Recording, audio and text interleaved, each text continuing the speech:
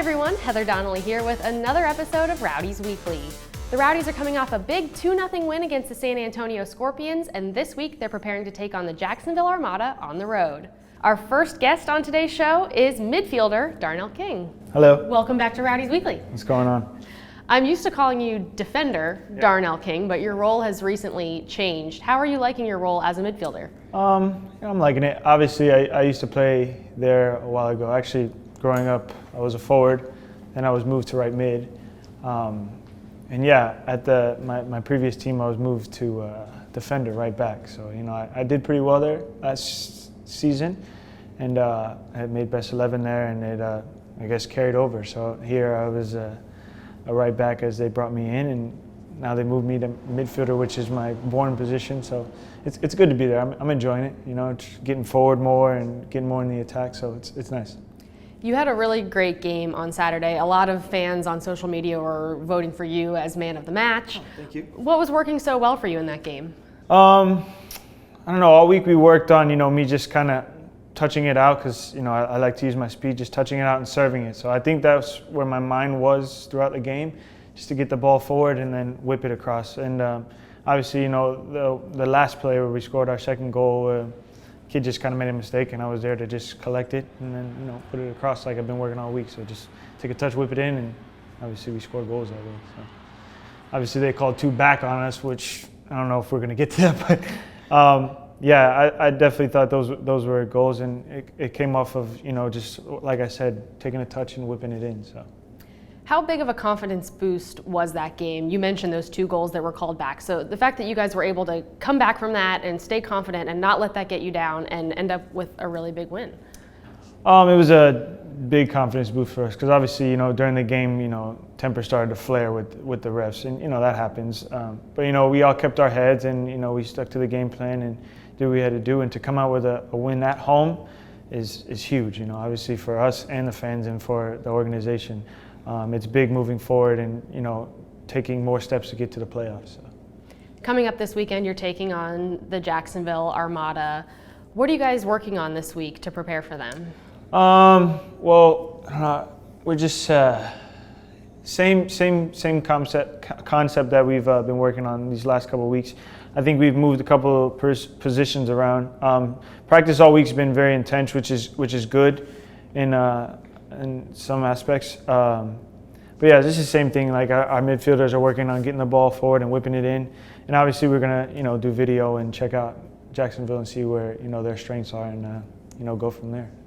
You're 4th place right now in the combined standings, but there are a couple teams right on your heels. How huge would a road win be on Saturday? Very huge. I think every time you get a win on the road or even a point, it's very big. But obviously wins are 10 times better. It would be huge for us because it'll just separate us from the pack, hopefully. And, you know, it's all about the championship and trying to get there. And I think road wins are extremely important just as much as a win at home. So. On Wednesday, you guys then play Indy 11 here at home. You've had a quick turnaround like that before earlier in the season. How tough is it to have games so close together?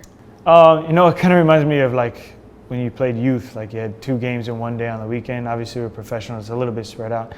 You know, it's just a mindset, you know, you recover quickly, you know, you just got to tell yourself you got 3 games this week. So, you know, let's stay focused, you know, remember what we have to do, just, you know, be in tune with everything that's going on, and when the time comes, just play your heart out for 90 minutes or 90 plus, and hopefully come out with a win, a good result. Great, it's going to be a busy week. Good luck. Thank you. Thanks, Darnell. Yeah. And now I'm joined by Head Coach Stuart Campbell. Let's start out by talking about the big win against San Antonio. What was working so well for you guys in that game? Yeah, I think the overall team performance was very good. We had a good week's training leading up to the game, and thankfully they brought a couple of things that the coaching staff asked them to do to go and win the game. You've had 2 really big wins at home recently against the Cosmos and then San Antonio. How much confidence does that give you moving forward? Yeah, it does. I mean, even the game that we lost, the performance wasn't too bad. So yeah, our confidence is high. We're looking forward to coming into practice every day. We're looking forward to playing every single game, and we're looking to get as many wins as possible under our belt between now and the end of the season. We had Darnell King on Rowdies Weekly before you, and he's been doing really well in his new role as midfielder. That's a change that you made when you came in as head coach. Why did you decide to move him from right back to right midfielder?